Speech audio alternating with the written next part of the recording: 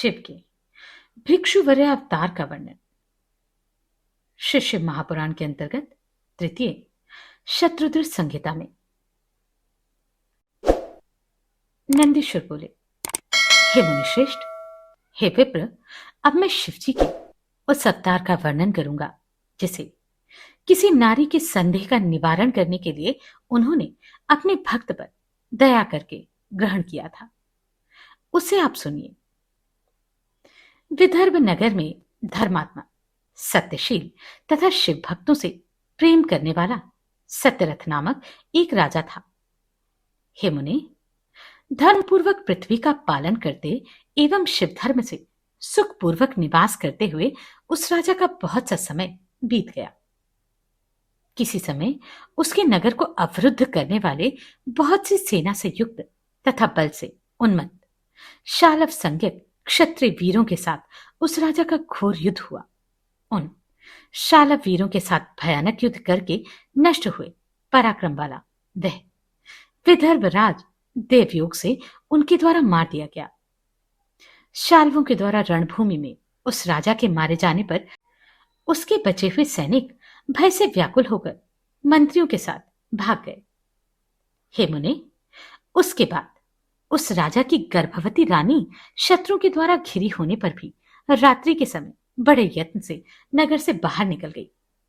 शोक से संतप्त वह रानी राजधानी से निकलकर शिव के चरण कमलों का ध्यान करती हुई पूर्व दिशा की ओर बहुत दूर चली गई। इस प्रकार शिवजी की दया से सुरक्षित हुई वह नगर से बहुत दूर जा पहुंची और उसने प्रातःकाल के समय वहां पर एक स्वच्छ सरोवर को देखा। वहां आकर राजा की उस सुकुमार पत्नी ने शोक से व्याकुल हो विश्राम के लिए उस सरोवर के तट पर एक छायादार वृक्ष का आश्रय लिया। वहां पर रानी ने दैवश शुभ ग्रहों से युक्त मुहूर्त में सर्व लक्षण संपन्न दिव्य पुत्र को जन्म दिया। उसी समय भाग्यवश प्यास से व्याकुल हुई उस सद्योजात शिशु की माता वह रानी ज्यों ही जल पीने के लिए सरोवर में उतरी, जल में स्थित ग्रह ने उसे पकड़ लिया। भूख एवं प्यास से अत्यधिक व्याकुल तथा पिता एवं माता से रहित वह नवजात बालक सरोवर के किनारे रोने लगा। हे मुने, उत्पन्न होते ही भूख प्यास से व्याकुल हो रोते हुए उस नवजात शिशु पर सर्वंतर्यामी तथा सर्वरक्षक वे महेश्वर दयार्थ हो उठे। उसी समय कष्ट दूर करने वाले भगवान के द्वारा मन से प्रेरित की गई एक भिखारिन वहां अकस्मात आ पहुंची। अपने 1 वर्ष के पुत्र को लिए हुए उस विधवा ने उस रोते हुए अनाथ बच्चे को वहां देखा। हे मुनि, उस बालक को निर्जन मन में देखकर वह ब्राह्मणी अत्यंत आश्चर्यचकित हो अपने हृदय में बहुत विचार करने लगी।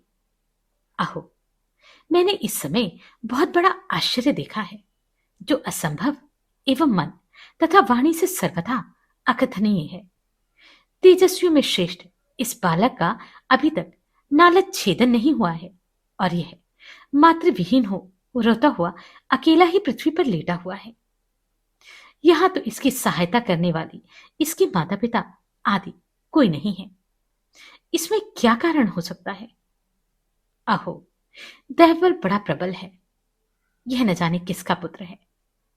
इसे जानने वाला भी यहां कोई नहीं है जिससे इसके जन्म के विषय में मैं कुछ पूछूं। मुझे तो इस पर बहुत ही दया आ रही है। मैं अब इस बालक का अपने औरस पुत्र की भांति पालन करना चाहती हूं, परंतु इसके कुल और जन्म आदि का ज्ञान न होने से इसे छूने का साहस नहीं होता। नंदीश्वर बोले, जब वह श्रेष्ठ ब्राह्मणी अपने मन में इस प्रकार का विचार कर रही थी, उसी समय भक्त वत्सल शिवजी ने बड़ी दया की। सदैव महान लीलाएं करने वाले स्वयं उपाधि रहित तथा भक्तों को हर प्रकार का सुख देने वाले उन महेश्वर ने उस समय भिक्षुक का रूप धारण कर लिया। भिक्षुक रूपधारी वे परमेश्वर वहां सहसा आए जहां उस बालक के विषय में जानने की इच्छा वाली संदेहग्रस्त ब्राह्मणी विद्यमान थी। तब अविज्ञात गति तथा दयासागर उन भिक्षुक रूपधारी भगवान शंकर ने हंसकर उस ब्राह्मण पत्नी से कहा, हे ब्राह्मणी, तुम अपने मन में शंका मत करो और दुखी मत हो। तुम अपने पुत्र तुल्य इस पवित्र बालक की प्रसन्नतापूर्वक रक्षा करो। थोड़े ही समय के उपरांत इस बालक से तुम्हारा परम कल्याण होने वाला है। अतः सब प्रकार से इस महातेजस्वी शिशु का पालन पोषण करो।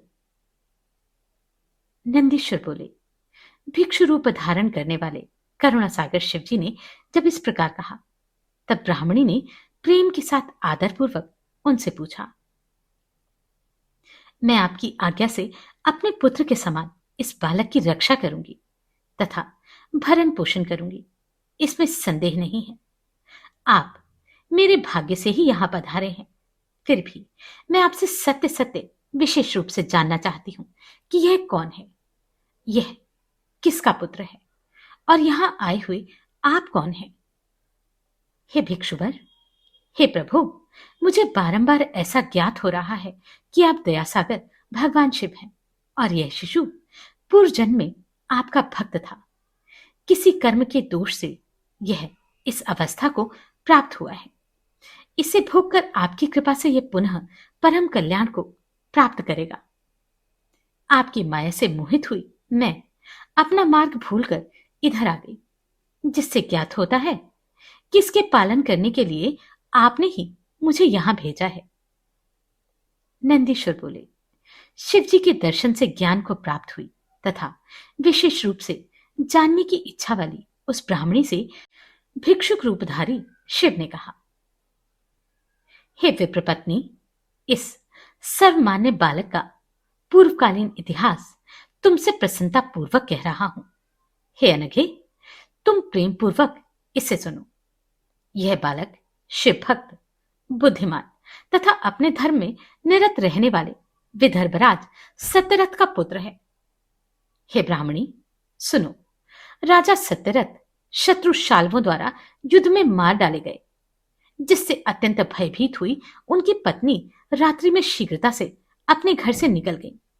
उन्होंने इस वन में आकर प्रातःकाल होते होते इस पुत्र को जन्म दिया, किंतु प्यास लगने से वह सरोवर में उतरी। तब दुर्भाग्य से ग्रह ने उन्हें अपना ग्रास बना लिया। नंदीश्वर बोले, इस प्रकार उन्होंने बालक की उत्पत्ति, उसके पिता का संग्राम में मरण एवं ग्रह द्वारा उसकी माता की मृत्यु के विषय में सब कुछ कहा। हे मुनीश्वर, तब वह ब्राह्मणी अत्यंत विस्मित हुई और उसने ज्ञानी तथा सिद्ध स्वरूप उन भिक्षुक से पुनः पूछा, हे भिक्षु, इस राजपुत्र का श्रेष्ठ पिता उत्तमोत्तम भोग करते हुए भी इन क्षुद्र शाल्वों के द्वारा किस प्रकार मारा गया और ग्रह ने इस शिशु की माता को ग्रास क्यों बना लिया, जिसके कारण यह जन्म से अनाथ एवं बंधु रहित हो गया। हे भिक्षु, मेरा यह पुत्र भी परम दरिद्र तथा भिक्षुक क्यों हुआ? किस उपाय से मेरे ये दोनों पुत्र सुखी होंगे, यह बताइए। नंदीश्वर बोले, उस ब्राह्मणी का यह वचन सुनकर भिक्षु रूपधारी उन परमेश्वर ने प्रसन्नचित होकर हंसते हुए उनसे कहा। भिक्षुवर्य बोले, हे विप्रपत्नी, मैं तुम्हारे सभी प्रश्नों का उत्तर विशेष रूप से दे रहा हूं। तुम सावधान होकर इस उत्तम चरित्र का श्रवण करो। विदर्भ देश का राजा जो इस बालक का पिता था, वह पूर्वजन्म में पांडे देश का श्रेष्ठ राजा था। संपूर्ण उपद्रवों का नाश करने वाला वह शिव भक्त राजा संपूर्ण पृथ्वी का पालन करता हुआ अपनी प्रजा को प्रसन्न रखता था। किसी समय उसने दिन में निराहार रहकर नक्त व्रत करते हुए त्रयोदशी के प्रदोष काल में शिव की पूजा की। तब वह प्रदोष काल में शिव जी का पूजन कर रहा था, तभी नगर में बड़ा भयानक शब्द हुआ। उस भयावह ध्वनि को सुनकर वह राजा शत्रु के आक्रमण की आशंका से शिवार्चन का परित्याग कर घर से बाहर निकल पड़ा। इसी समय उसका महाबली मंत्री भी शत्रुता करने वाले सामंत को साथ लेकर राजा के निकट आ गया। अत्यधिक क्रोध से व्याकुल राजा ने उस शत्रु सामंत को देखकर बिना धर्म का विचार किए निर्दयता के साथ उसका सिर कटवा दिया। उस शिव पूजा को समाप्त किए बिना ही अपवित्र तथा नष्ट बुद्धि वाले राजा ने रात में प्रेम पूर्वक भोजन किया, जिससे वह मंगलहीन हो गया। उसके पश्चात इस जन्म में वे विदर्भ देश का शिवभक्त राजा हुआ, किंतु पूर्वजन्म में शिवार्चन में होने वाले पाप के कारण शत्रु ने राजस्व भोग के समय ही उसका वध कर दिया। पूर्वजन्म में जो उसका पुत्र था वही इस जन्म में भी हुआ है, किंतु शिव पूजा के व्यतिक्रम से वह सारे ऐश्वर्य से रहित है। इसकी माता ने पूर्वजन्म में अपनी सौत को छल से मरवा दिया था। उस पाप से इस जन्म में उसे ग्रह ने निकल लिया। हे ब्राह्मणी, मैंने इन सब का सारा वृतांत तुमसे कह दिया। भक्तिपूर्वक शिव की आराधना न करने वाले मनुष्य दरिद्र हो जाते हैं। तुम्हारा यह पुत्र पूर्वजन्म में श्रेष्ठ ब्राह्मण था। इसने यज्ञादि सुकर्म किए नहीं, केवल प्रतिग्रहों को लेने में ही अपना जीवन बिता दिया।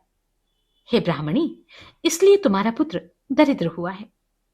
इन दोषों को दूर करने के लिए तुम शंकर की शरण में जाओ और इन दोनों बालकों को लेकर शिवजी की पूजा करो।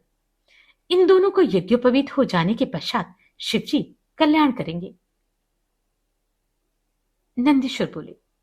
उसे ऐसा उपदेश देकर भिक्षु रूपधारी भक्त वत्सल भगवान शिव ने उसे अपना उत्कृष्ट स्वरूप दिखाया। इसके बाद वह ब्राह्मणी उन भिक्षु श्रेष्ठ को शिव जानकर उन्हें भली भांति प्रणाम करके प्रेम पूर्वक गदगद वाणी में उन प्रभु की स्तुति करने लगी। इसके बाद विप्र पत्नी के देखते देखते भिक्षु रूपधारी वे भगवान शिव शीघ्र ही वहां से अंतर्धान हो गए। भिक्षुक के चले जाने पर ब्राह्मणी को विश्वास हो गया और वह उस बालक को लेकर अपने पुत्र सहित घर चली गई। एक चक्रा नामक रमणीय ग्राम में निवास करती हुई वह ब्राह्मणी उत्तम अन्नों से अपने पुत्र तथा राजपुत्र का पालन करने लगी। पुनः ब्राह्मणों ने उन दोनों का यज्ञोपवीत संस्कार संपन्न किया। वे दोनों शिव पूजा में तत्पर हो अपने घर में बढ़ने लगे।